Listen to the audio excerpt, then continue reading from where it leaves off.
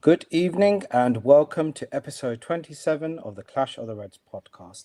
I'm your host, Dawg, and I'm back after a short stint away. I've actually had no internet for the past week and a half, so a shout out to Virgin Media and that sun-dried BG Richard Branson. They called themselves Chase, but they've had no problems doing me constantly with no internet service throughout my whole home. It has been a jam-packed week, of course, in the Premier League and European football. We had the big one yesterday. No, that's not me doing an impression of my ex-girlfriend telling her friends about my massive personality.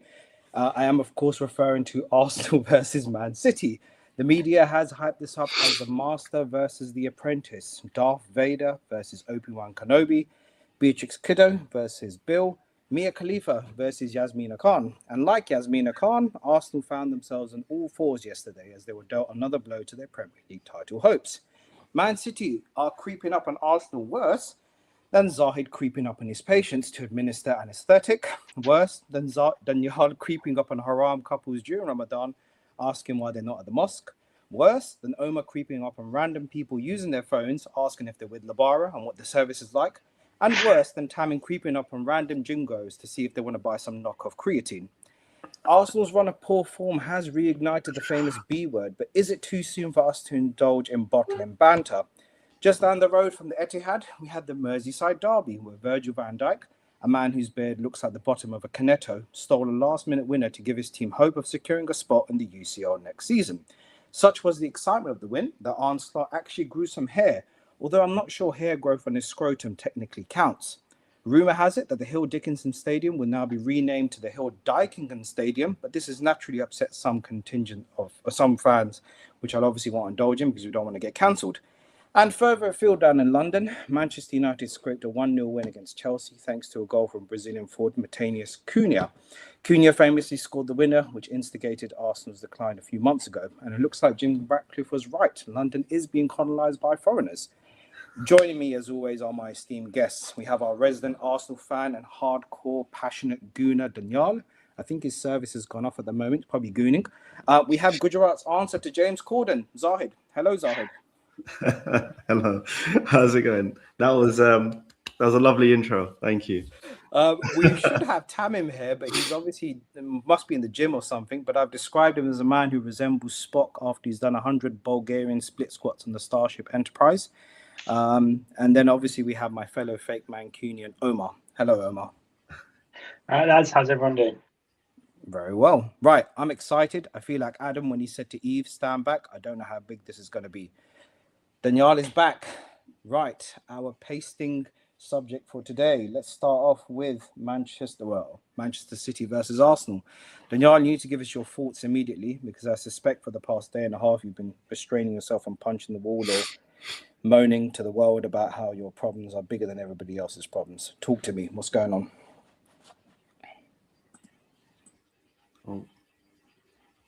I think Danyaal's internet might be. Danyaal, are you doing like the what's that thing called from a year? Is this how he gets out of having to cover the Arsenal? He's gonna blame it on his internet. In fact, let's start off with you, Zahid, man. How did you find the match yesterday? So yeah, I mean, is he back? Danyaal, yeah, he's back. All right, he's not gonna get out of it. Let's get straight into it then.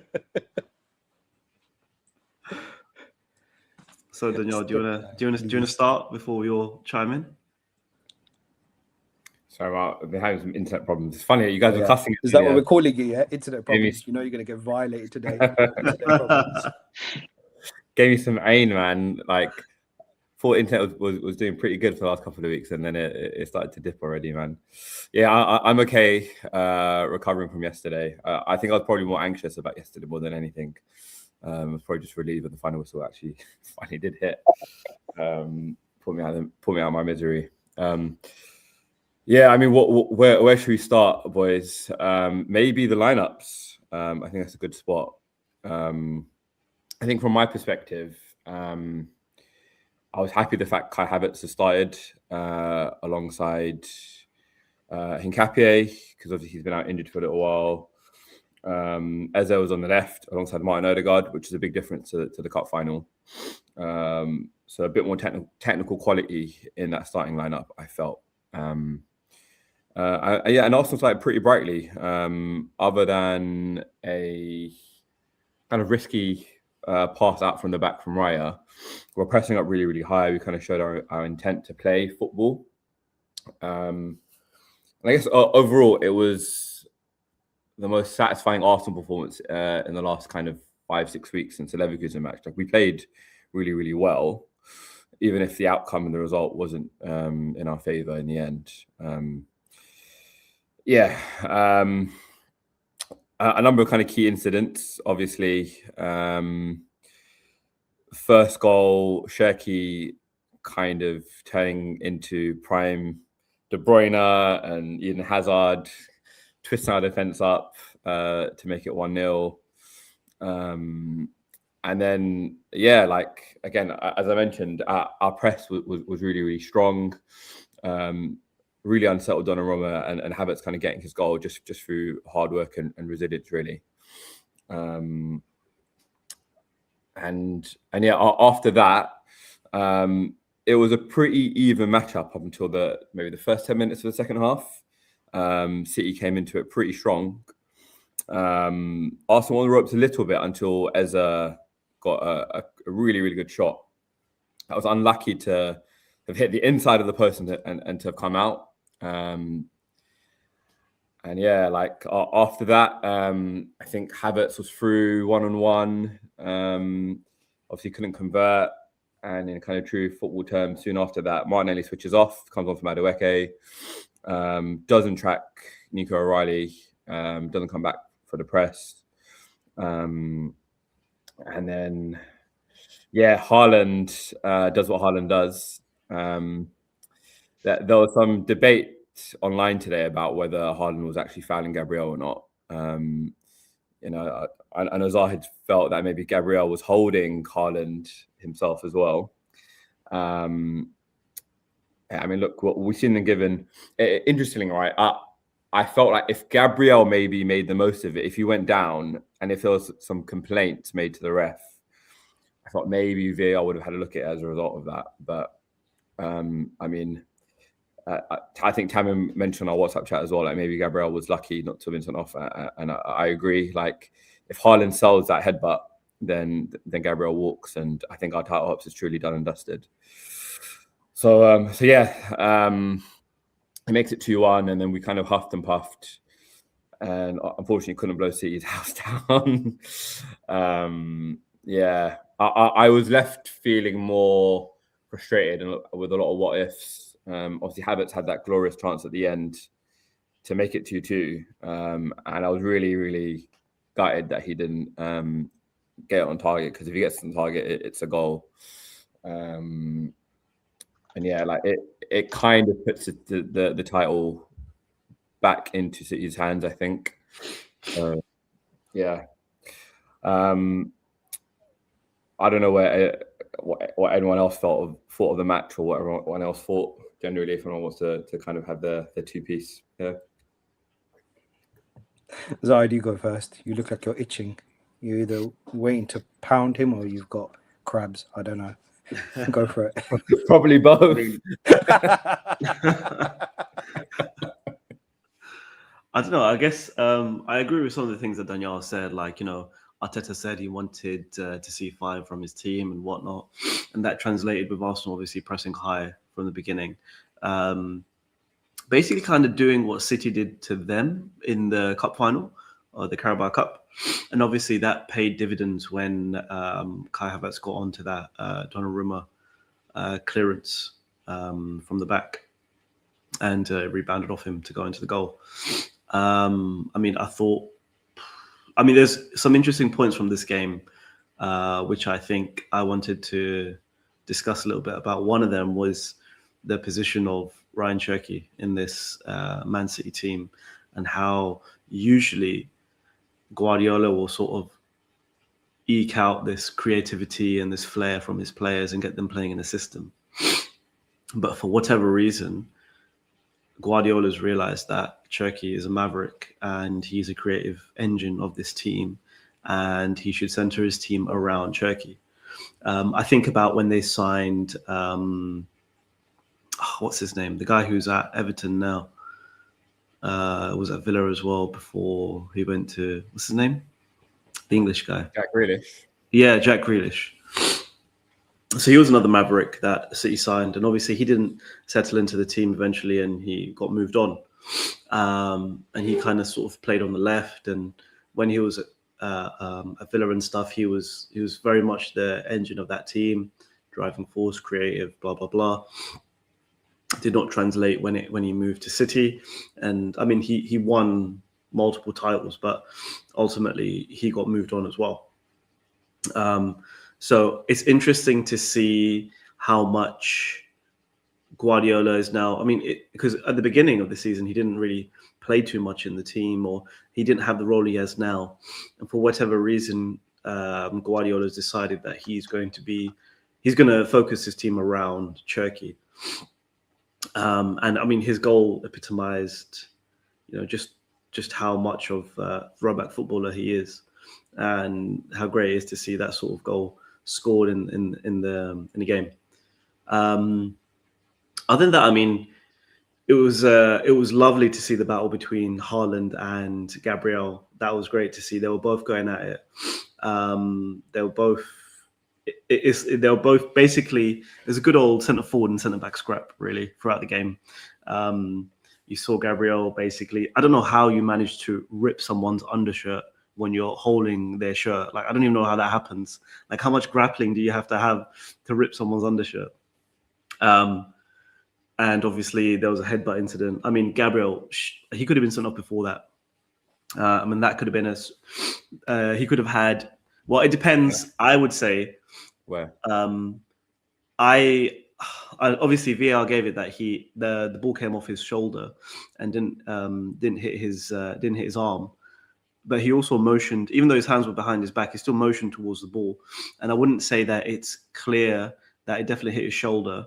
VAR could have sent the ref to go and have a look at the screen, but it seemed that VAR and the ref didn't really have a big role to play in this game necessarily, or they didn't want to play a big role in this game. Other than that, I mean, Gabriel could have been sent off for the headbutt. The thing in the box between Haaland and Gabriel, I mean, Gabriel was pulling on him first, and then Haaland it was never going to be given as a to disallow the goal, because it was, like you said, Danyaal, 6 of one, half a dozen of another. But yeah, no, I think it was a great game. And even though Arsenal fans are all doom and gloom and saying it's all over now, and the league's done and dusted, you're still 3 points ahead. You still got a game in hand. City got a game in hand, obviously. But I think they've beaten Burnley in 18 of the last 19 games or something like that. So precedent is there for them to not do so well. But yeah, no, I think there's still more twists and turns. Arsenal could lose a game. City could also lose a game as well. So I don't think it's all over yet. Yeah. And City's running is more difficult than Arsenal's. Yeah, it is. It is. Interestingly, like, I think we spoke about this last week, Zahid, right? Like, I think I had the opinion that if Arsenal lost, that we would, the title was basically City's. The performance itself has given me a lot more optimism, a lot more enthusiasm. Mm-hmm. That if we're getting players back, I think we'll win our remaining matches. It's just up to whether City drop any points or not. The thing which would be almost really hard to take is if it ends up going to goal difference on the last day. So we played Burnley at home. So I'm just hoping we can get our goal difference up versus them in that game. But yeah, Saka's due to come back, Kalafuri is due to come back, Timber's due to come back. I was quite hopeful that one of them could have at least made the bench, but yeah, it wasn't to be. Well, my one kind of complaint, I think this was a common complaint with a lot of Arsenal fans as well, was Arteta taking Eze off in the 70th minute. He's our one kind of player who can kind of create a goal out of nothing. Just when we were kind of going under the cosh, he was the one who kind of turned the tide for us a little bit with that shot that hit the post. And then we were able to put a bit of pressure onto them. I don't think there is an Arsenal fan who agreed with that substitution, because every Arsenal fan I know is completely upset with that. Really, really baffling. And it's like the accusation with Arteta is he'd rather kind of lose 2-1 than try and make it 2-2 or rather like, you know, take the risk to lose 3-1. If you're losing, like pour your eggs in it. Like I guess I'm a bit Arsene Wenger pilled in that, you know, Wenger would chuck on all the attackers. You know, he used to play like Walcott at right back, Kanu as an attacking mid. Like he would have like 4-2-4 to try and get that goal, no matter what would happen. And it just seems like Arteta isn't willing to take those risks. Like maybe a fullback could have come off for another attacker. It just seemed a bit too early for Eze to come off, in my opinion. What are your thoughts on the fact that? I mean, I've got it here. I wrote it down. Gyökeres was your third attacking substitution, and only got 6 minutes plus injury time to come on. He's your £60 million striker. He's your top scorer, and when you needed a goal to get back in the game, I mean, he didn't come in until basically the death minute. Yeah, the 84th minute. Yeah. This was specific to this match.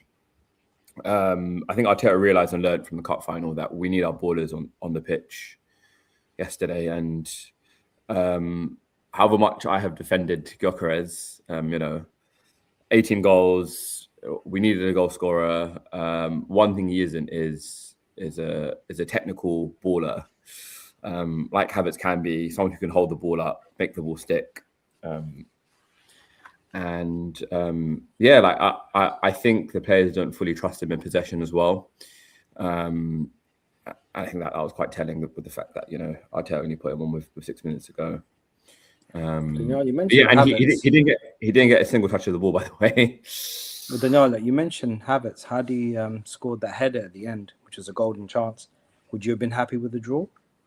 Yeah, man, I would have absolutely. If I would have bit your hand off before the match for a draw, because it would have kept the title firmly in Arsenal's hands. Would have made sure that City dropped two more points. Would have absolutely threw with a draw, but yeah, wasn't to be in that scenario. Oh, and Danyaal, playing devil's advocate on the Gyökeres. Yeah, I know me and you have had a few back and forths about Gyökeres, Ekitike. I actually thought that maybe it might have been a good idea to maybe play Gyökeres earlier on, because there was a point in the game where it was 1-1. City were having majority of the ball. They were pushing high. I feel like there's some space like in behind that City defense, and I know Gyökeres ain't the quickest, but at the same time, he did thrive with space, especially for Sporting. And I feel like where it's not, tightly congested in the box, that's where Gyökeres may thrive. And he's not the best aerially as well. So I thought maybe with the run in behind, I actually thought maybe might have been an idea to play him earlier on. But I'm not an Arsenal expert. I don't know what your thoughts on that is, if you think that's a good idea or not.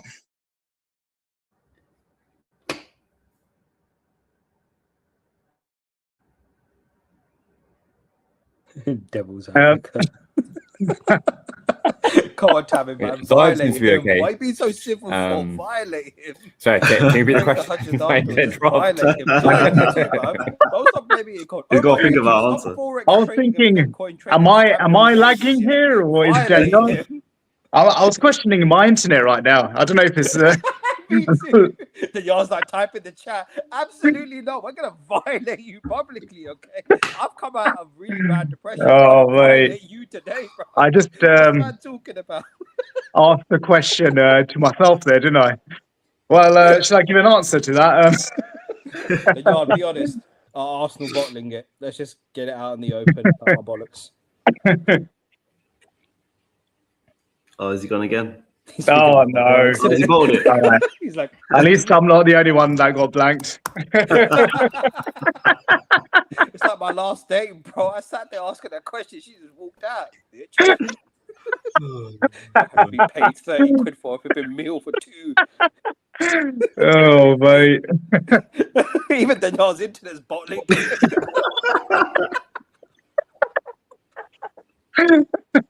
It's contagious, man. It's contagious. Sorry. Oh, man. The Cowpage internet is spreading, man, like a virus, bro. Bro, I don't think I've got the energy to ask that question again. all I heard, other than loads of glitching, was something about playing devil's advocate, Gyökeres space. And bottling. Okay. Bottling. All right. You got Let that me one. keep it simple. Let me keep it simple. Do you think Gyökeres could have played earlier on in the game where there was space for him, where City were pushing? I'll keep it simple. Oh my God, I'm getting blanked again, aren't I?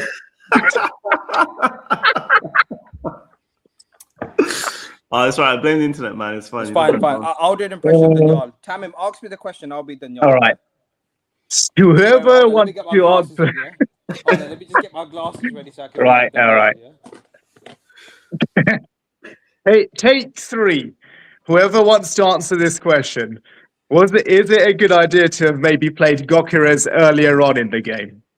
Okay, Shut up, man, innit? I don't think No, so. you know, like, XG came along, innit? And the figgy rap.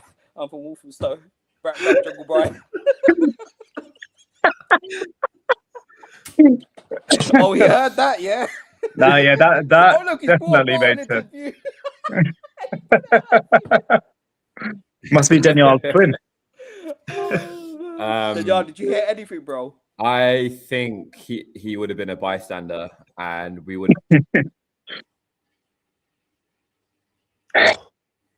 Oh no.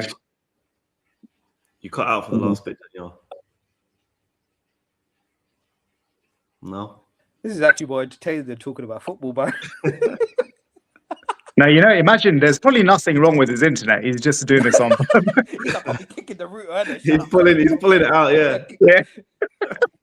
Sticking his big toe inside the Ethernet cable, isn't I'm getting excited. And Omar's like, Baba Lau, trying to do some Forex trading. Yeah. My name is Prince Otumbo. I'm sitting with £1 million right now. Oh no, man, it's pretty bad. So it's like, I'm too I unwell. don't know if you heard my answer, Tamim, but I felt like if Gyökeres would come on earlier, we would have basically been playing with 10 men anyway. Fair enough. What was Mosquera doing playing right back, by the way? Because it seemed like City tried to isolate him against Doku on that left side, or sort of on Arsenal's right side. I mean, I think White's stock in Arteta's eyes has dropped a little bit, especially after the Bournemouth game. And Mosquera has played right back for us a couple of times and has looked quite assured there. And it kind of worked, I guess, up until his yellow. So, what do you make of Declan Rice saying it's not over yet to Odegaard? Do you think Odegaard was saying something to him, or do you think Odegaard looked quite dejected? Yeah, maybe. I mean, it's quite telling if you're captain. If Rice has to tell your captain that it's not over yet, like that's a bit. Maybe it was that. I mean, it might have been the fact of Havertz's miss really like impacting the team. Like Havertz looked devastated after missing that. So maybe it just had a ripple effect across the team. I mean, that is a chance. Would have been a beautiful goal if that had gone in. Yeah, it would have changed the game. Yeah, but the other incident I wanted to bring up was Kusanov cutting across Havertz. At the time, I thought like it was kind of maybe 50-50. By the way, I just want to say like maybe for the first time ever in my life, like big up to Anthony Taylor for actually letting the game flow and like letting the players work out what will happen on the pitch and not being the main character. Like it was actually an assured performance, despite them being, obviously some debatable decisions, shall we say? But yeah, like I think if that happens any other place on the pitch, it's a foul. But because he happened to be last man, he knew he would have to send him off, and it would change the complexion of the match. And I felt like Taylor didn't want to be the story of that match.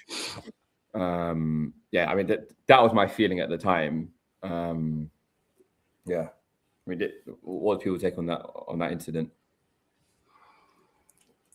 I don't know. It's another one of those. It's a 50-50 kind of thing. I think I didn't see the slow-mo properly, but did he barge him in the back, or was it shoulder to shoulder? So what happened was Havertz cut across Kusanov, because Kusanov was technically behind him at that moment. And then, he basically takes him down. But like, it wasn't one of those kick like with Havertz. Like, whenever he goes down, it never really looks convincing. So it kind of looked like that. It kind of looked like 50-50 from that perspective. And I think if Taylor blows for a foul, he has to send him off. I think that's why he doesn't blow. I mean, I don't know, man. My take on it is that the refs were too scared to make a decision rather than allowing the game to flow. I think they were too scared about becoming the narrative of the title deciding game. And look at, how does Gabriel get away with that headbutt on Haaland when Martinez gets sent off for the hair tug? Hair pull. Yeah. In the game against Leeds. I don't get that, man. Yeah. It's what you mentioned, right? You don't want to be the story. We've had a question coming from Charles Xavier, 87-S1C. It's like my Wi-Fi password. Mates, did we make the match bigger the final it should be? Huh? Did we get consumed by the occasion? ? It should have just been a league game. It's a fair point. What do you make of that, Danyaal? In fact, Omar, you've been very quiet. What do you make of that question from Charles Xavier? Thank you for the question. Like and subscribe. I wouldn't say they've got consumed by the occasion. I would say to a certain degree it probably is bigger than the Carabao Cup, because this is basically what Arsenal have been working towards the last few years. As Danyaal puts it, Carabao Cup's a nice day out, whereas this is what they've been wanting for the past 20 years. And this is where all the narrative comes down to: the bottle jobs, the nearly men. They're sort of almost at the final stretch, and are they stumbling over that final hurdle? So I would say that this was definitely a bigger match than the final, because there was just a lot more at stake compared to the Carabao Cup final. Do you think Arsenal's too affected by background noise?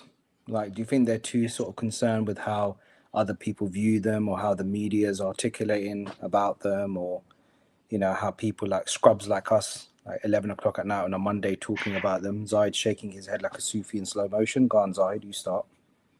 I think this whole team, the whole club as it is at the moment, is so invested in what everyone else thinks.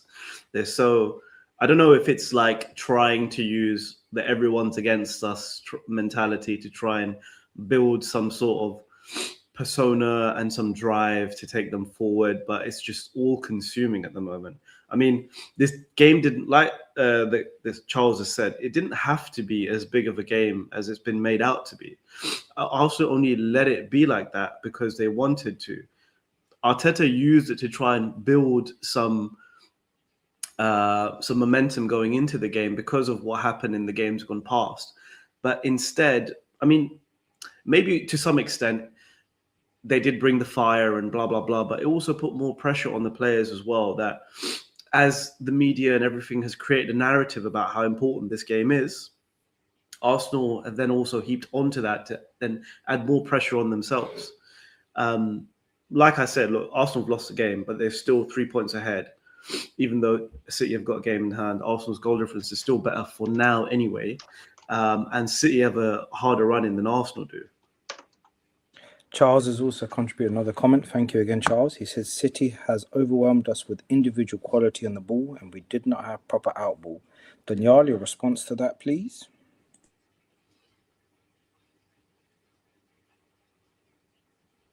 I mean, that was the case with maybe Nico O'Reilly and Cherki, but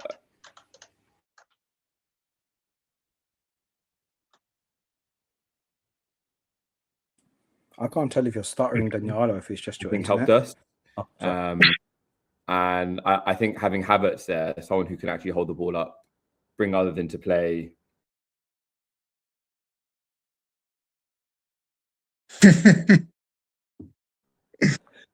Tamim, I love how your camera's like half. You look at one of those dodgy pop-ups on my computer. Like, come on, why are you sitting at home alone, Click the like button now. Tamim, what do you think? Danyaal's internet's mashed up. Do you think Arsenal have stage fright? Should they be renamed to Premature Ejaculation FC? What's going on? Sorry, Danyaal. Yeah, I I'm think so sorry.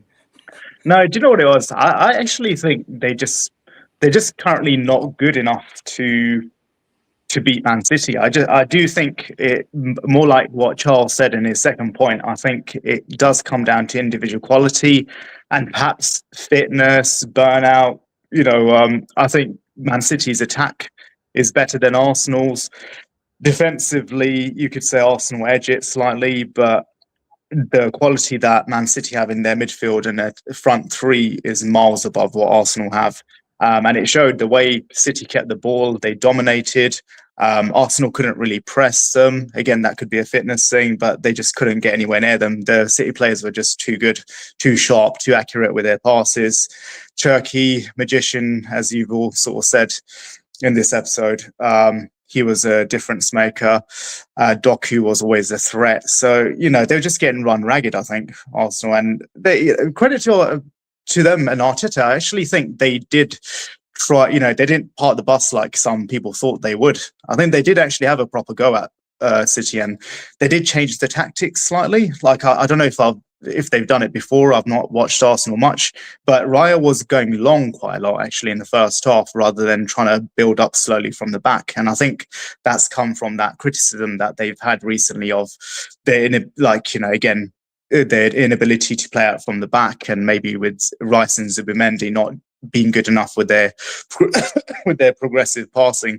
So that was quite nice to see. They lumped it forward, 4 or 5 players like surrounding like their defense and trying to win the duels, or even if they didn't win the duels, they were trying to press them hard. It was like watching actually like Jurgen Klopp's Liverpool. It's kind of like direct, gegen pressing kind of play. So no, I think Arsenal did have a go with their limitations. I think they tried to win the game, or tried to at least draw the game. They didn't park it, so I'll give them credit where it's due. I just don't think I just don't think they're currently as good as Man City. That's what it comes down to, in my opinion. I mean, it does make me appreciate Klopp's Liverpool side a lot more as well now, because they kind of faced the City side that was really at their peak. I do think it is a bit of stage fright. Danyaal, can you hear us still? Are you connected? Yeah.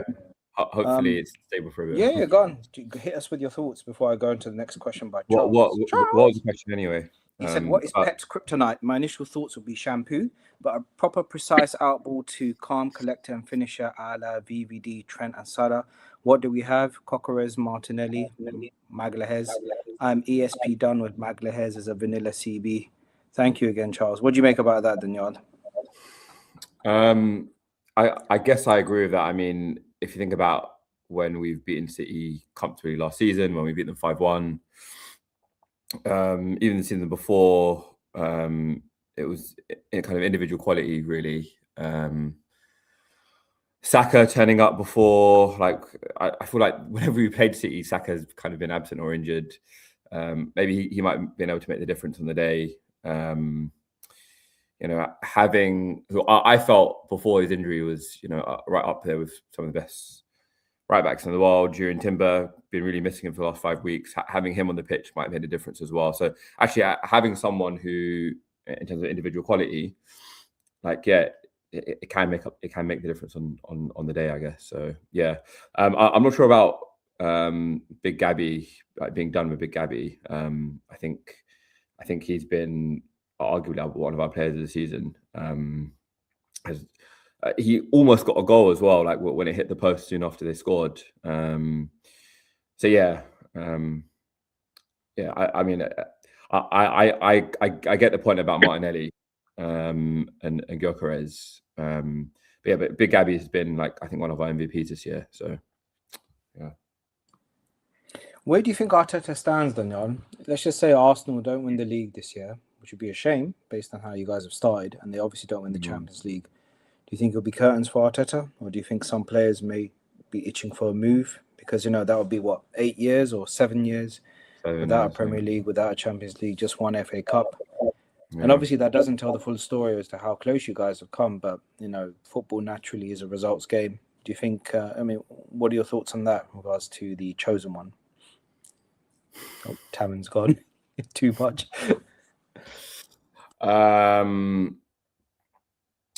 it's hard for me to say really. I know some people are already in the Arteta out or firmly in that camp.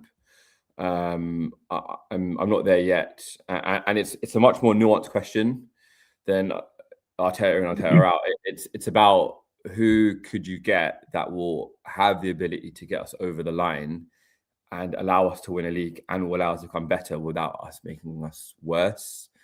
You know, like most coaches will probably not allow us to finish first. Maybe the level drops a little bit with implementing a new style of play, new squad. There's all of these factors. Yeah, that's kind of my opinion on Mikel if he doesn't get over the line in one of the two competitions that we're in now. Look at you, first name basis besties, me and Mikel, just bottling the lead together. Zahid, you look like you want to say something. You're proper like leaning in, man. I think we didn't talk about that Bernardo Silva recovery run on Havertz. Like, how did he make the yards back, and how did he manage to do what he did? Really, key moments. We spoke about this last week. We spoke about how, you know, whatever will happen, but it will come down to moments and players taking their moment, all that. And yeah, clearly City won the moments of the game pretty much. Basically, we had 5 clear-cut chances and they weren't taken. I do feel like overall that the better team lost on the day, and that just happens in football. Yeah, that was my opinion. Tamim, I see you doing an impression of The Rock with your raised eyebrow. Do you not agree with Danyaal's opinion there? I don't know if the better team did lose. I think City had more shots than you guys, more possession. XG was fairly even. I mean, you could argue it could have gone either way, but I don't think the better team lost. I would say, to try and be fair, it was quite an evenish game. Omar, what do you think? You think Arsenal had it coming? Are you happy to see their slow, rapid decline? Oh, it's slow, rapid. Are you happy to see their slow decline? It does make for an entertaining end to the season. And for those that are not involved in the top race, then all the more fun for us. Especially the angry messages Danyaal sends on the WhatsApp group whenever anyone mentions anything. So it always brings a bit of a laugh when you're at work. I have a theory that Danyaal probably gets bullied by Liverpool supporters and Man United supporters elsewhere. So he takes it out on us guys, isn't it? Like, oh, look at these degenerates, isn't it? It's okay, Danyaal. I'll chuck in the number for Samaritans in the chat if anyone's interested. Charles is back with another comment. We cannot live 2 vanilla CBs, only one, and in this new league, as Arteta himself called it, we need a CB with excellent ball playing CB as well. I mean, over to you, man. Yeah, I mean, like I don't know what you mean by vanilla, Charles, but I feel like, what do you mean like basic? I feel like Gabriel's distribution has definitely improved compared to when he first joined the club. Yeah, like I said, I'm not sure where you're at with that point. We need a centre back with excellent ball playing. I mean, one thing which Mikel likes to do is collect centre backs. So I'm not sure if that's what we would need for next season. Charles is back. Gosh, the X-Men revival is on its way. At least let us all be excited for the bottle derby versus another similar team under the spell of a manager that has 14 years and 2 trophies.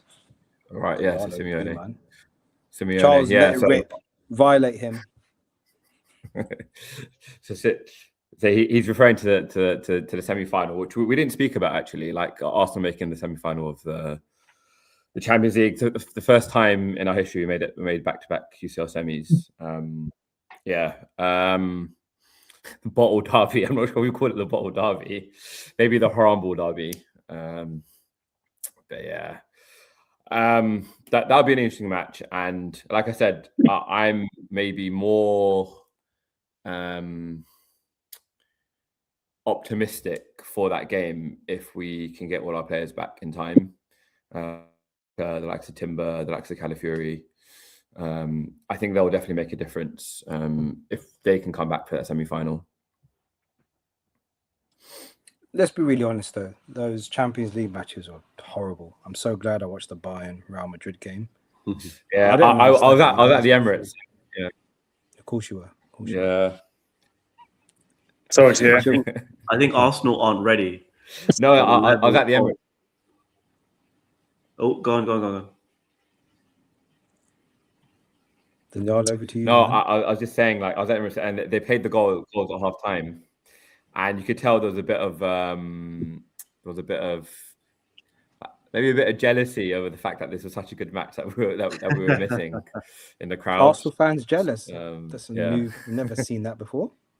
I think Arsenal fans are not ready for the level of shithousery that Diego Simeone's team is going to bring for this semi-final. I mean, maybe not to the same extent that they did for the Barcelona game. Like there was issues with them, like not trimming the pitch and all sorts of nonsense before that game. How Simeone said he was going to park the bus. Like, how do you deal with the counterattacks? He said, we're just not going to attack. Like all this sort of stuff. And I don't know. It's almost as if like it kind of reminds me of a game where I think when England played Uruguay and they just weren't ready for that sort of rough and tumble, the sort of players falling all over the place, the real stop-start game. I don't think, I mean, what Arsenal did to Wolves to try and waste time to win that game, this is going to be another level of shithousery that Arsenal are going to witness against Atletico Madrid. And I don't think Arsenal are going to be ready for it. So I would say Arsenal should go through in that game over the two legs, but don't be surprised if Simeone's Atleti team stifle Arsenal completely. Yeah, another comment from Charles. Is he frozen? This is brilliant, man. I love how Charles is just hitting him with all these questions. Yeah, are you there? Blink twice. He says, bro, Richie Calafiori on the ball versus Magalagas on the ball. Everyone has a blind eye. If Richie plays CB, he will not be this injured as well. Enough being sentimental to initial project faces, Gabby, Odi. What do you think about that?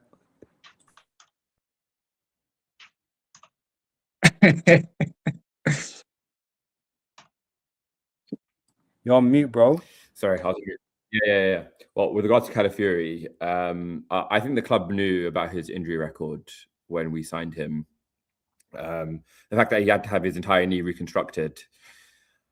I think even if he was playing centre half, he would still be as injured and as injury prone as he is right now, regardless. I agree with maybe certain aspects of what you said there, like, you know, nothing central to initial project faces like Odegaard. But I think Gabriel is has been a pillar of this side, and we're a worse team without him in it than we are. I mean, I don't know what you Liverpool boys and United boys think of Gabriel, since Charles has a bit of an issue with him. But yeah, I mean, what's your take on him as a defender, as a player? I think he is a good defender. He is a very good defender. Like, clearly, you know, he's pretty solid. Like, attacking wise as well in the air.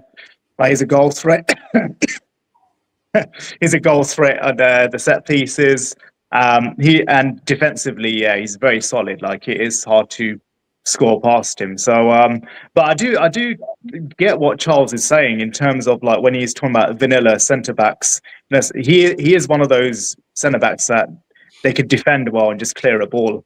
But I think what Charles is basically trying to make the point of is, like what he said about someone like Van Dijk, who can not just defend, but also spray a good 40, 50-yard pass to Salah, like, accurately. And even like Matip, who we had, who there were times where we were sort of lost in trying to break down a team that had parked the bus, but he would just go on one of these sort of runs and, you know, just a different threat to our attack. And they'd contribute in that sort of way as well. So, I totally get what Charles is making a point about. But I think, someone like Gabriel, he is probably one of the best defenders in the world. So you got to keep him, I think. You know, I don't think about completely replacing someone like that. He's an absolute crybaby waste man who spends too much time on social media worrying about what other people say about him, just waiting to post a picture of himself doing the same thing that they've done. He was absolute a wild card when he joined Arsenal, and somehow Saliba's got him to calm down. He's still a liability in your team, man. Like I said, he could have been sent off in that game. I don't like him. I don't think he's a good centre back. I think he brings too much chaos to your team. Zahid, that was a really bad impression of Andy from Little Britain. I don't like him.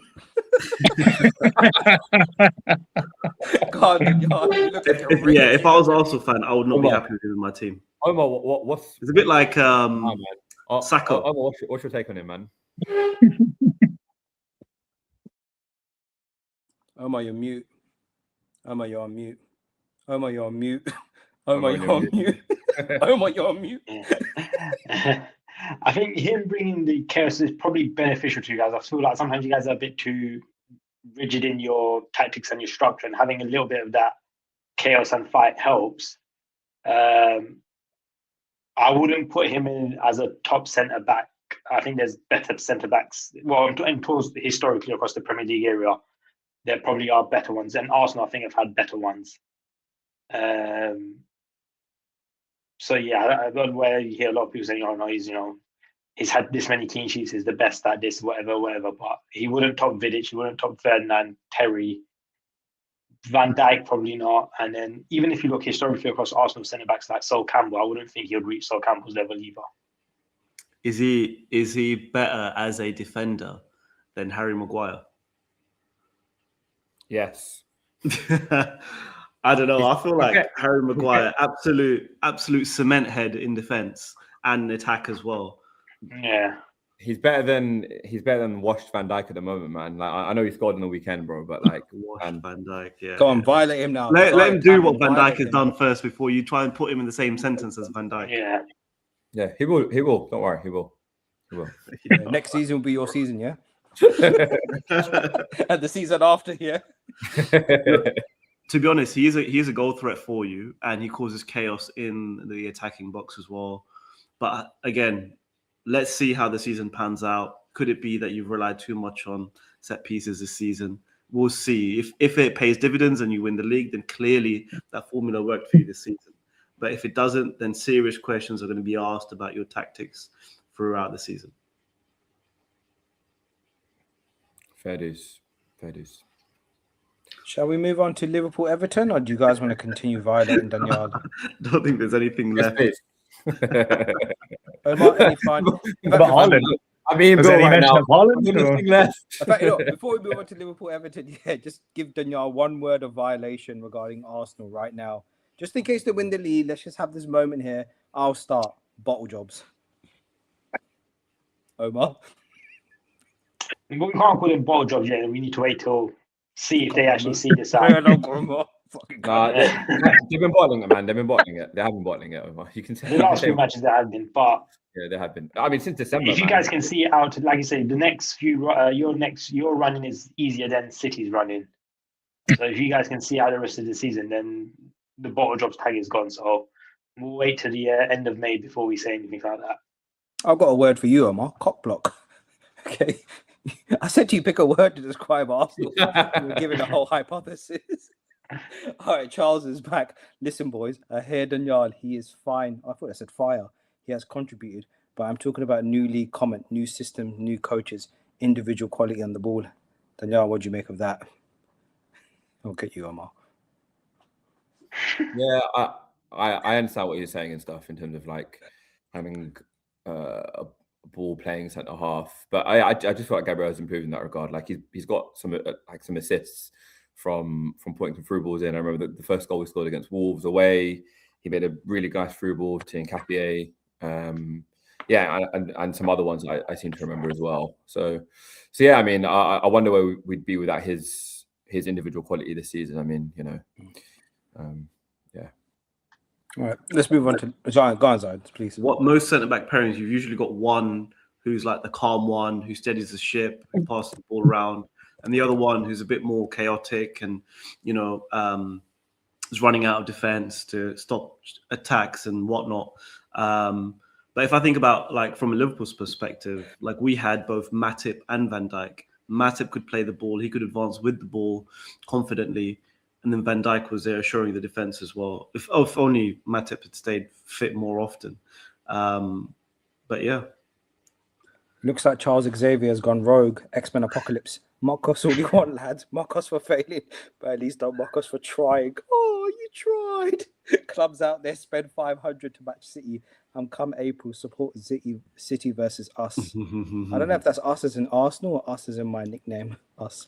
But yeah, He's talking about Liverpool. Yo, isn't applauding haram? What are you doing there, man? All right, should we move on to Liverpool Everton? Yes, please. Zahid, Tamim, over to you, man. I don't know, Tamim, do you want to take the lead on this one? I don't mind, bro. You go for it, gun. I mean, so it was such a huge occasion being the first Merseyside derby. So much of a narrative around the game to begin with. Like, it was the first Merseyside derby at the Hill Dickinson Stadium. It was going to be Robbo's last Merseyside derby. It was going to be Salah's last Merseyside derby. You know, I mean, it looks like Van Dijk is staying on till next season as well, but it could potentially have been his last as well. Even Konate still hasn't signed a new contract, but the linchpins of the team. Konate's like just signed, bro, by the way. Sorry. Sorry? Yes. I think he's just signed today. Oh, okay, fantastic. Or maybe no one else wanted him, right? I don't know. This is a double-edged sword, but yeah, no, there was huge hype around the game beforehand. It was a massive game for Liverpool because we had to win. United had beat Chelsea. Aston Villa ended up obviously winning their game as well. So we had to win that game basically because otherwise the gap to Chelsea was not going to extend. It would have still been difficult for us in terms of staying in the top 5. So we had to win that game. And it's such a huge game, being a derby as well. Those games are always more difficult. It's never follows the form book, momentum-wise, and all that sort of stuff. So there's a huge narrative around the game beforehand. And obviously, Everton started on top. They started better than us. And when Njai scored the goal, I was like, here we go. You know, all over again. It's another one of these games where the opposition scores first and then we're playing catch up throughout. And then obviously apparently the stadium announcer came out and said, oh, the first goal, the Hill Dickinson Stadium, the Merseyside derby, blah, blah, blah, Limanjai. And obviously it gets chalked off. And then we go and score, and seeing Gakpo with this vision to set up Salah, I was like, oh, where has this been? Maybe he's better off just assisting instead of trying to cut in and shoot. It was a great assist, and Salah got his goal, and it was great for him. I mean, for everything he's done for Liverpool, how important he's been for our recent success. For him to get a goal in the last Merseyside derby that he'll play in is huge. Makes a huge amount of difference, I think, for him going out as well. And then obviously, pretty cagey game, I guess. Beto then scores, injures Mamadashvili in while scoring. And again, like, how bad is our luck that our third choice keeper now has to come on, who's just like signed in the summer from Preston. I didn't even see when Mamadashvili came off. I was just like, what? That is not Mamadashvili. Who's in our goal? Like, what is going on? Bro, I thought Sam Goodwin was like some 17-year-old youth or something. It turns out this guy's like 29 years old or 30. And then obviously stayed a cagey game for the rest of the game. I mean, and Beto had obviously probably the miss of the season. Like, that nearly went out for a throw-in. That was so bad. But yeah, and then Van Dijk comes up clutch at the death, gets his goal, captain, gets us out of it. He was being wrestled by Tarkowski as well as that ball was coming in from Szoboszlai. And he managed to get on the end of it, and we win the game. Huge win. Perfect in a derby like that. Drama as well. It was great to see. And I just wanted to say as well, I mean, I guess we'll talk about it more probably as the season comes to an end.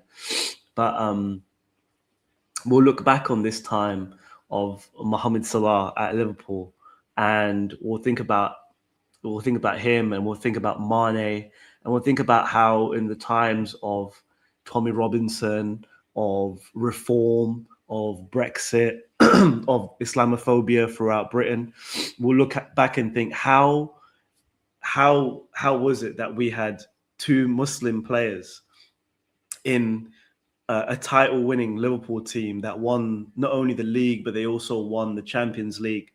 And we would see week in, week out, them doing celebrations of actually going down on their hands and knees and doing Salah on the pitch. And no one had an issue with it, that they were adored up and down the country, not only by Liverpool fans.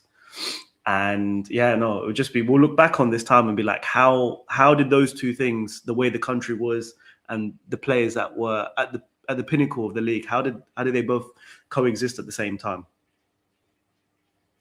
Like and subscribe, folks. Well said, Zahid. I just think memories are short, man. I think people forget very easily, don't they? People are just fickle, and that's a different topic of discussion. But that was well said, Zahid. Well said. But yeah, what were your thoughts on the game, Tamim? Yeah, no, I think very similar to what you were saying. It was it started off same old, back and forth. I thought it was entertaining to watch, but Everton were getting through our defense so easily, and it's just like the same old thing of like, where is our defense? Like, where is the solidity that we used to have in the past? And yeah, they had a couple of chances. We were very lucky that their first goal was ruled out due to offside, and yeah, we scored right after that, which was pretty hilarious. But we'll take anything we get right now. Do you think Everton could have had a shout for a penalty? Dewsbury Hall kind of went shoulder to shoulder. I can't remember which Liverpool player it was, and then he goes over in the box, and then it was waved to play on. But again, a bit similar to the Kusanov one. I felt like if that happened anywhere else on the pitch, it's called a foul. It's a tough one. First, I think it was outside the box, so even if it was a foul, I think that would have been a penalty anyway. But it was a tough one. It was shoulder to shoulder. It was. I don't think there was any clear foul in it, so I'd say no. Like, yeah, I'd be biased in saying that, but it did look shoulder to shoulder to me, and outside the box as well. So yeah, I wouldn't say that, but yeah, that was one of many chances that Everton had, and they did rip through our defence very easily. We were doing the same old thing of trying to keep the ball, but not incisive enough, not sharp enough. It was disappointing to see Wirtz's performance. Like, he tried, but again, he looked a little bit leggy. His first touch sometimes was a bit baffling. His passing was a bit, hit and miss. Like, what Gakpo did looked like what Wirtz should be doing, with that assist to Salah. Like, that was, pinpoint perfectly weighted for Salah. Like, it was so easy for Salah to finish it in. Like you're saying, maybe, Gakpo should focus on those strengths that he has rather than just trying to do the same thing each time. But it was nice to see how direct he was. Like, even when he was doing his usual cutting in and shooting, like, he seemed to have a bit more, like, he's trying to prove doubters wrong. Like, there's a lot more to his game than usual. So that was nice to see from Gakpo. Obviously, a nice finish from Salah. And then they equalise. And I'm thinking at this point, it's the same old thing of us drawing or losing a game and then not doing much else. Because up until Van Dijk's winner, there wasn't really much going for us. And Everton could have got the winner. We didn't really have that many clear-cut chances. We weren't really testing their goalkeeper enough. So the same old issue of our creativity and our sort of build-up play, the same old questions were there.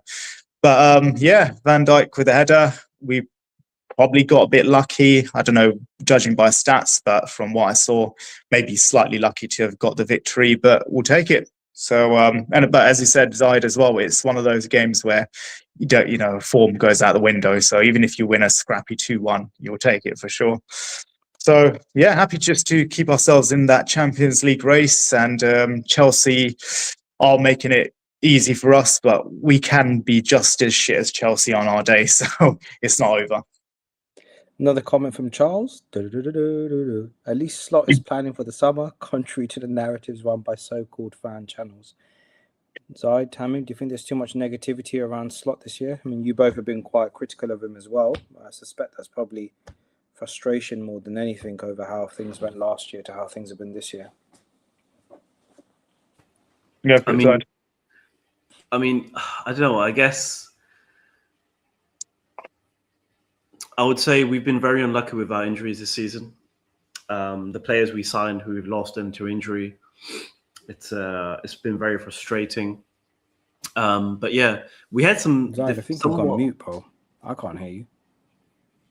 I can hear you. You can hear me? Oh, maybe it's just me. So yeah, the defensive solidity that we had in seasons gone by has just disappeared. So I think we need some of that back. I think maybe Slot has played a little bit too attacking this season, and the whole pressing DNA that we developed under Klopp. Maybe we need to go back to some of that. I think Gravenberch had a better game yesterday. But yeah, the team seems to have been lacking direction to an extent. And I don't know if the players have sort of fallen out of love with the Slot system. But yeah, I mean, I don't know who or what we're going to do in terms of signings in the summer. We'll have to see. I mean, we need to shore up a few different positions, but obviously we'll get players back fit in the new year, in the new season. So it's hard to say at the moment. I don't know what we'll do in that sense. But yeah, I mean, huge win regardless. And if we can finish in Champions League spots, then it will do wonders for us. Obviously, I've kind of said Slot out already. But to be honest,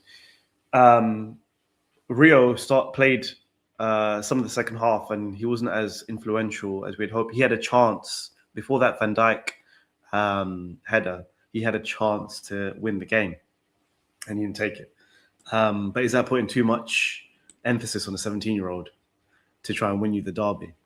I don't know. But yeah, I mean, and then Isak started up front again. It's not happening. It's not clicking. And like you said, Florian Wirtz didn't play that well. Yeah, no, I don't know, man. We're just very stop-start this season, very inconsistent. I just hope it improves next season. Basically, the season's a write-off, pretty much. We might be laughing along with everyone else, hoping for an Arsenal bottle job. But again, we know how hard it is to beat this City team in a league season. I've said this many times before. Maybe the thing that Arsenal didn't do, or they haven't. Well, it's not over yet. But you need to get a huge point advantage. And then Pep just gives up pretty much, or the players give up. And then you can sail off, go to Ibiza or whatever, and then just celebrate out the rest of the season. You can't give them a sniff. Otherwise, they're always on the hunt. But anyway, let's not get back to Arsenal and City again.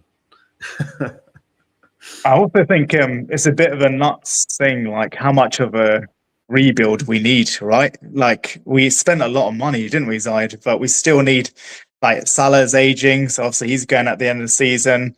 Gakpo probably isn't good enough. So, there's at least one attacking signing we need there, one on the wings. Then we've had the issue of not having a proper defensive midfielder.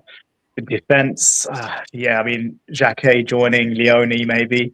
But Van Dijk aging, we need at least one defender. There's still a lot of work to do, isn't there? We're and also, like, and I think we might be bringing back exactly. Tsimikas. The right back situation where we've played Jones, we've had to play Jones there. Frimpong's not looked, he's looked okay at times, but not world class. But the same about Jones. I thought Jones had a very good game, and there's rumours about him potentially being sold to Villa over the summer. Yeah. I don't know, and I think he's not world class, but I think he's a very good player. I think there's, he's got composure on the ball and sometimes a bit more to his game than, say, McAllister right now, and Gravenberch even at times. I don't know. I don't think I'd be a fan of him being sold. I don't know what you think. I think it's really important to have a player who's from the city, to bring that culture through to the players, and I think we need to keep him. If we lose him, we don't have a Scouser in the team. So yeah, I think it's really important to keep him in the team. I don't think we should sell him. If we do, it'd be a travesty, honestly. Yeah, 100%. It's interesting, right? Like, why Arsenal fans love Haaland so much. Why we kind of revere them is because they kind of represent us in a weird sort of way, and I think like the likes of Curtis Jones, Trent before, probably has that same value for Liverpool. So I guess thinking about Man United, like so Kobe Mainu, why he's so loved for that fan base also. Like kind of similar values, I guess. Mm-hmm. Talking about Manu, shall we move on to talking about the United-Chelsea game? Yeah, sounds good. Didn't get to watch it, but Omar. I mean, we don't have Uzi here. He's gone for a quick a quick 1-2, let's say.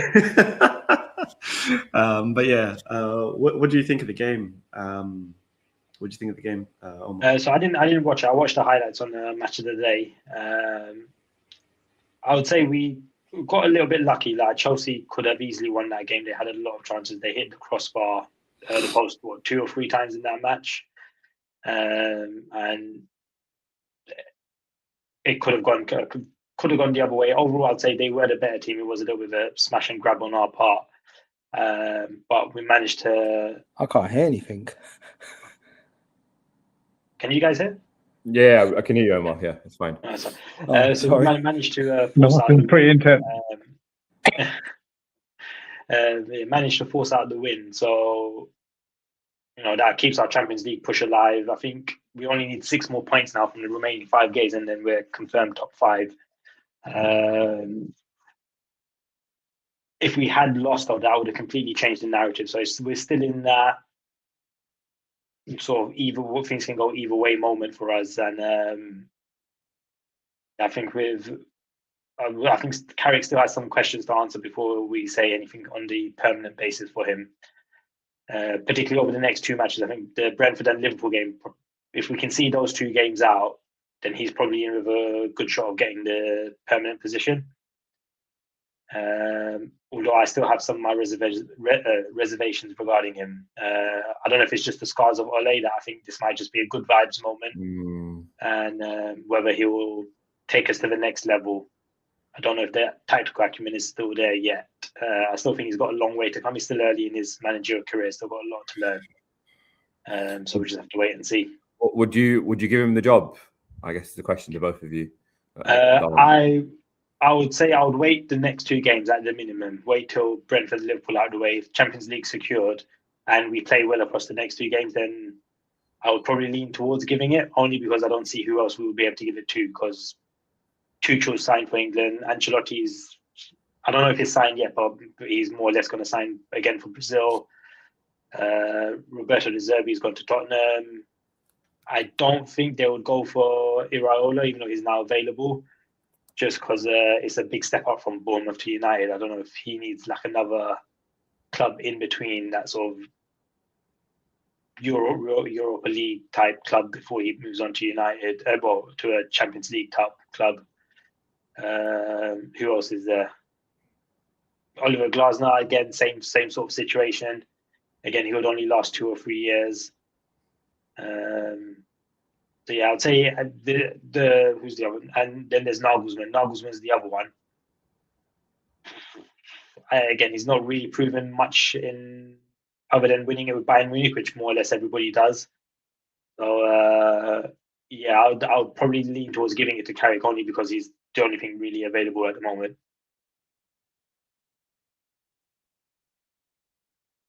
Fair enough. Sorry about that. We just. I don't think we could disagree with that. To be fair.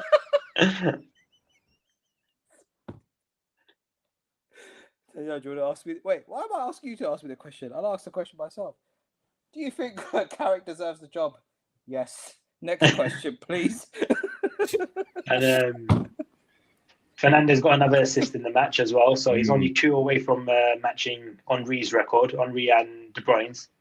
So 5 games to go, so let's hope he can do that. That'll be interesting. It's crazy how that's happened. That's just come out of nowhere. Like, Yeah, I did not expect that to happen. because it's something like, I don't think he got his first assist till like October or something like that. Sort of 2 months into the season, and then they've just come thick and fast since. The mad thing is Henry's assists were all for open play. That's the crazy thing. So yeah, man. Did Henry take corners? He did take corners for you guys, didn't he? Occasionally, but it was mainly like Perez and other players like that. Yeah. So yeah, I think something like 7 of them have. I think is it 7? 7 of them have come from Fernandez giving the ball to Casemiro, whipping the ball into Casemiro. So it's like them two have formed like a decent partnership on that front. There's some talk about whether he should get Player of the Year. If he does get the assist record, then he's definitely up in that conversation. Danyaal probably wanting one of the Arsenal players to go for it. Who would you put as your Arsenal Player of the Year? If we win the league, I think Big Gabby. Irony. God. Omar or Uzbi. Gabriel? Yeah. What was the Go ahead, question? Tamim. No, I was going to ask, on the topic of Bruno, do you think he deserves to be put up there with De Bruyne, or is that a bit too far in terms of comparison? I need to ask ChatGPT for a response after you. I think he has to be considered up there, considering the difference in the players around him compared to what De Bruyne had at City. He could probably easily walk into Pep's City team or Arteta's Arsenal team, and those figures would be probably far higher than what he's got at the moment. Even when he's playing for Portugal, especially when once Ronaldo's taken a bit more of a step back with the Portuguese team, you can sort of see Fernandes steps up a lot more. So I would say he'll definitely be considered up in that category there. Yeah, I mean, not to take anything away from Bruno, but he's literally only had to play 40 games compared to like all the other players who've had Champions League, FA Cup, Carabao. So he's had literally like a week's rest and a week's prep before each Prem match. Nothing to take away from Bruno. Like I think he's a great player. I think he's a great player, to be honest. I think he's just unfortunate that he's in this United team that's gone through this rut. Like if he had a higher quality caliber of teammates around him, I think he would absolutely flourish, man. I think he's a great leader as well. When he joined the club, you could see the drive that he had. Yeah. He definitely pushed the team forward in the way that he showed his passion on the pitch. I think he's an excellent footballer. Yeah. It was interesting. You referenced a slow start, Omar, at the beginning of the year, and I know there was some, especially when he missed a few penalties as well at the beginning of the season. But there were a few United fans kind of lamenting the fact the club didn't cash in on him when they had the £100 million opportunity to sell him to Saudi. So it just shows you, like, former temporary class is permanent and all that with him. So yeah. I'll admit, I was one of the ones that questioned it, because particularly that was in that Ruben Amorim's era, sort of beginning part of the season, when there was still a little bit of hope there, and I was like, should we just have a complete squad overhaul? And even though he was a brilliant footballer, should he be one of the ones to make way for a new class to come through? But evidently I was wrong. I'm glad we kept him, because he's definitely been a big benefit this season. Even last season as well, like, a lot of his goals saved us. And we finished 15th. It probably could have been a lot worse if it wasn't for Fernandes. So.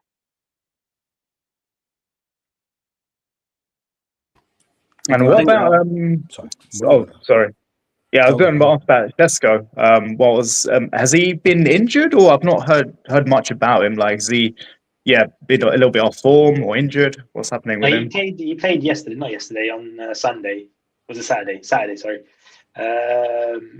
I think it's just the fact that we've not had much football over the last few weeks. It's only our second game in the space of like over a month or something like that. So probably about it. But he has been a bit more quieter. Same with Mbeumo and Cunha as well. The last few matches they've not done much. It's mainly been Fernandes and Casemiro. But I think yes, on Saturday, them three, so Fernandes, especially Cunha and Mbeumo did step up a little bit more. They played a little bit better than what they've done in previous matches. But yeah, I would say overall this season, them three have definitely been a benefit. They've definitely been a good signings for us compared to what we've done in the past few transfer windows. I think Mbeumo struggled a bit more since he's come back from AFCON. So I don't know if there's just a bit of fatigue in there from that. But otherwise, no complaints with what we've signed so far. By the way, I'm conscious that it's past midnight, so now we're moving into ASMR territory. Hey, you watching this podcast, click that like and subscribe button.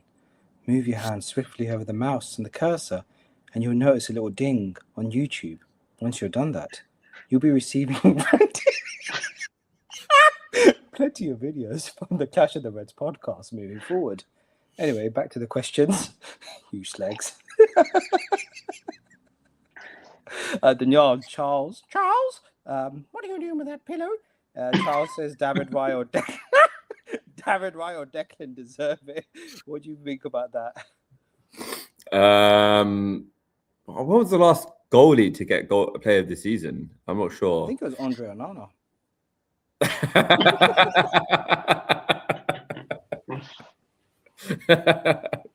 It's got to go to Nicholas Jova, surely. Say that again, Zahid. Nicholas Jova for player of the season. Yeah. Rice is a great shout. Potentially, yeah. But yeah, Do you like to have curry with rice, or on its own with yogurt, or Muller rice? The Rice clean sheets have kind of dried up a little bit for Arsenal, and has the set pieces. Funny enough, and for time as well, bro. So it says, I just done a quick Google. Peter Schmeichel was the last goalkeeper to win Premier League Player of the Season in 95-96. Wow, man, that's going back. Nice. I don't think David Raya is up there with Peter Schmeichel in terms of. Say that again. Sorry, you glitched a bit, bro. I don't think. Well, you're saying to me that David De Gea didn't win? No. Well, De Gea never won the league, right? I'm sorry. He never won the league when he was like the best player. Is what I'm saying. He won it. He only won it in Fergie's last season, and that's it. He's not won it post then. So yeah. I think. Let me see.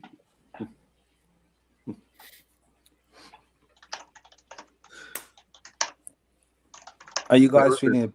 Sorry, it was a huge game, regardless for United. Like they've cemented pretty much top four now with that win. I mean, we haven't even spoken about the demise of Chelsea.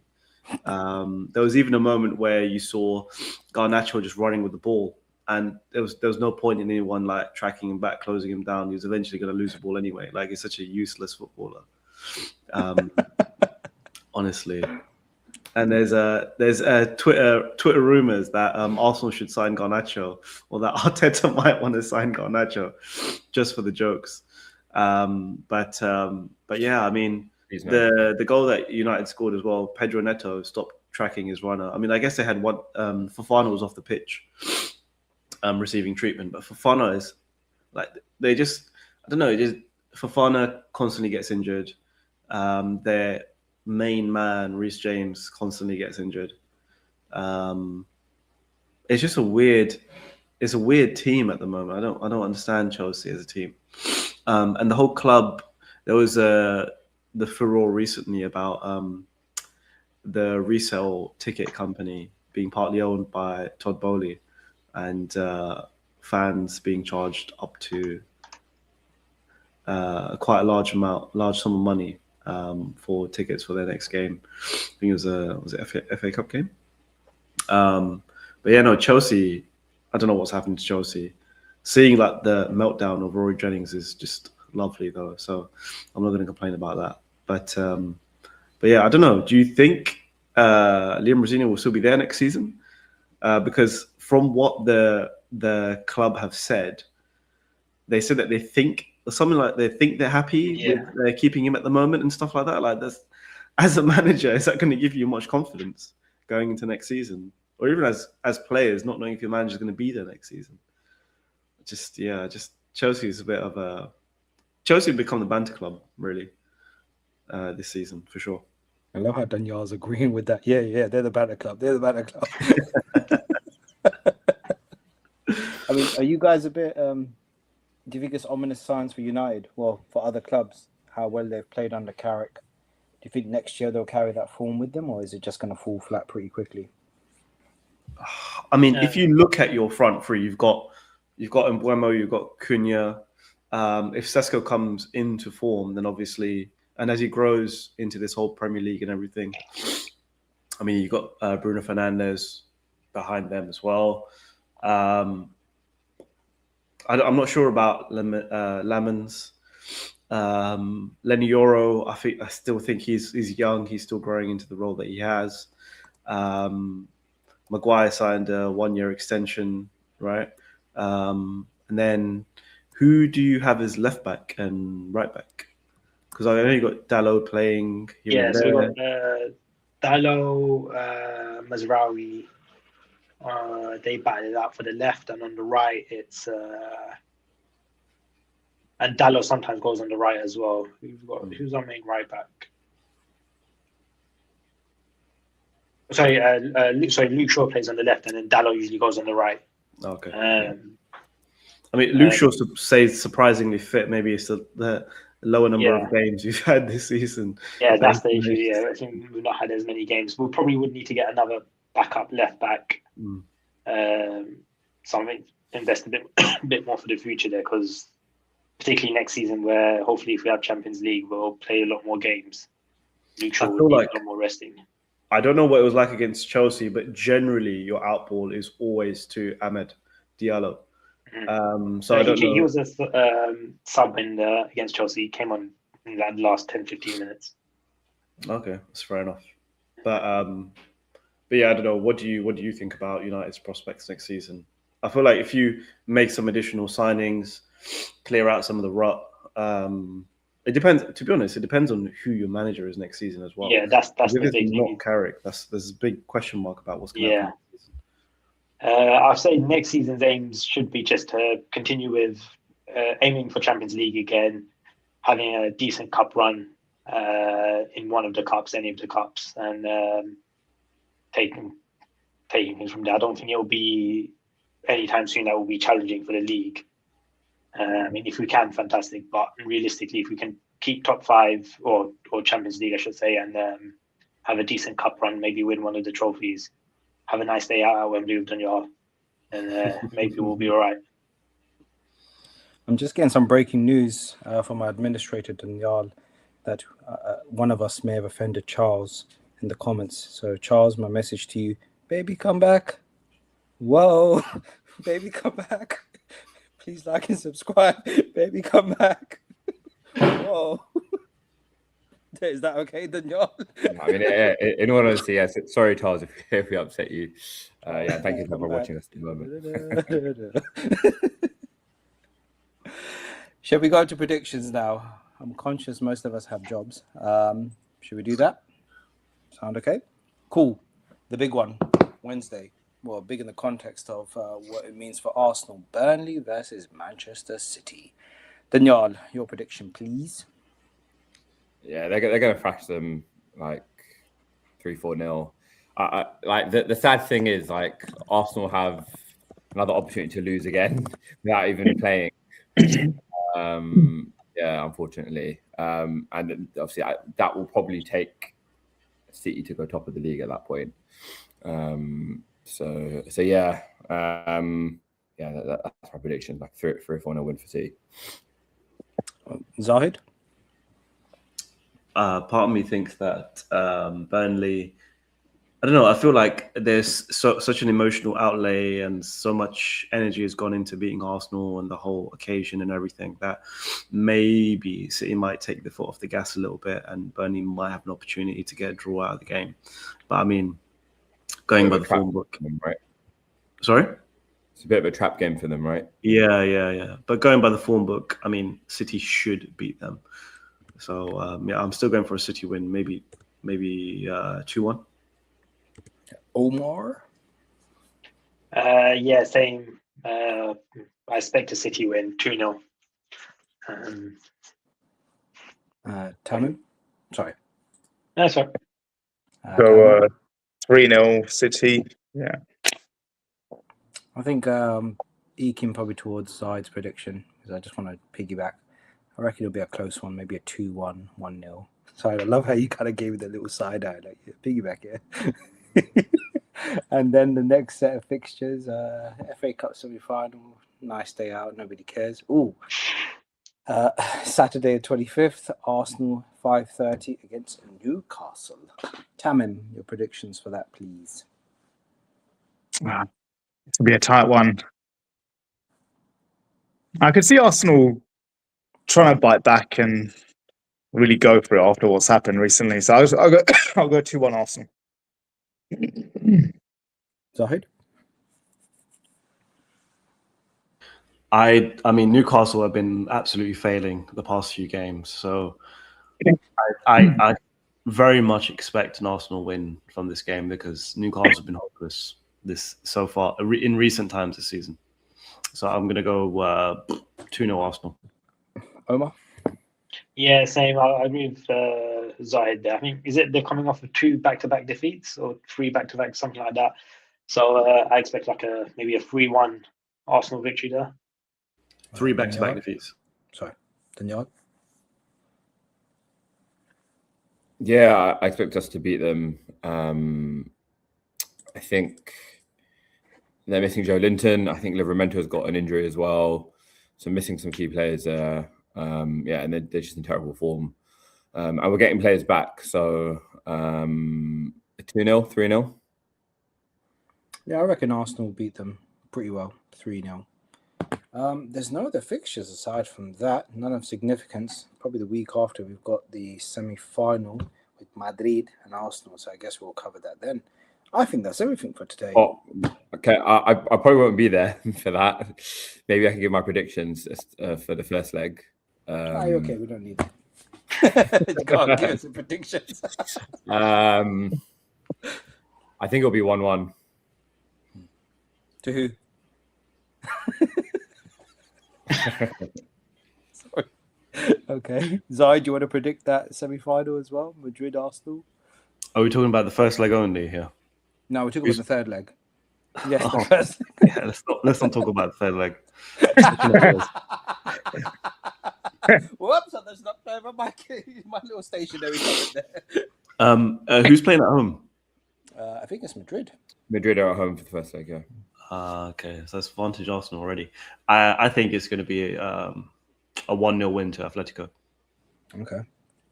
Omar? Oh, yeah, I mean, it's going to be a tight game. It's going to be like a defensive masterclass from both teams, I reckon. I would maybe hitch towards maybe a 1-1 draw. Sounds like you're saying it might be Harami ball instead of Haram ball. Tamim? Yeah, I'd say it's going to be a boring watch. Going to fall asleep by the 10th minute, if I'm lucky. It will kill my insomnia for sure. 1-0 to Atletico, I'd say. Do you guys want to predict the game before the Bayern PSG, or is that not of relevance to us? It's funny, like Atleti aren't that team from 10 years ago. Like they had a really interesting, exciting match with Barca, and their game against Tottenham as well was quite entertaining, especially from an Arsenal perspective. So yeah, they're not the team that you think they are. But we're also talking about Arsenal as well. Fair enough. We're not just talking about Atleti. Okay. Don't worry, we'll bring the fire as well, man. Don't worry, we'll bring the fire. Yeah, no, next season will be your season. Yeah. Right, I think that's us done. Any final thoughts, ladies? Just thank you to everyone who's been with us, Charles especially. Thank you, guys. Thank you, bro. Charles. Yeah, much love to you being with us all this time. just like, share, and subscribe, I guess. Like, share, and subscribe. Okay, this is where we need to do a salute. So left hand, right hand, square. Thank you, folks. See you next time. Take care. Allah Hafiz. Tasriyakal. Namaskar. Assalamu alaikum. Wa alaikum assalam. Hola. Hoş geldiniz. Goodbye, Denise. All right.